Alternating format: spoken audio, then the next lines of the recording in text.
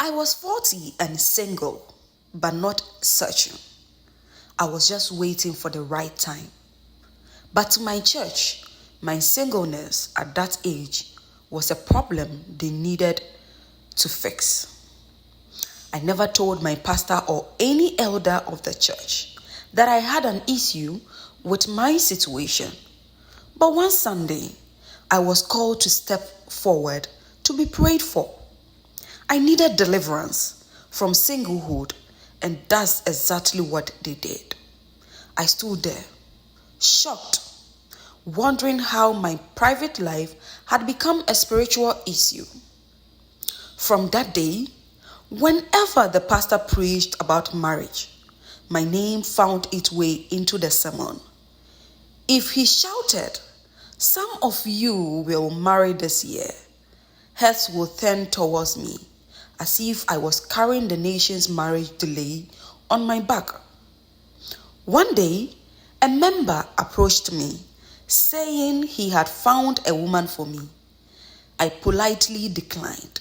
I kept declining until he went to tell my pastor. The pastor and elders summoned me.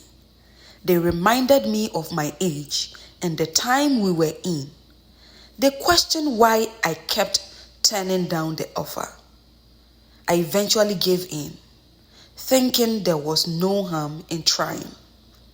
I met the lady. We started dating. 2 weeks later, I crossed a line I shouldn't have crossed. My desire got the better of me, and we ended up in bed. A month later, she was pregnant. That's when my life turned upside down. The church suspended me. My family had an issue with her because of her attitude towards them. She wasn't working, so every financial burden fell on me. I set up a small business for her, but it collapsed in no time. I became financially unstable and emotionally drained. The pressure from the church to marry her grew stronger. My dream of becoming a pastor started to fade. I began avoiding some services because the atmosphere felt heavy. But I stayed in the church. I told myself I would never leave, even if the Holy Spirit abandons me. Years later, I have met someone else. Someone I can proudly say is my choice.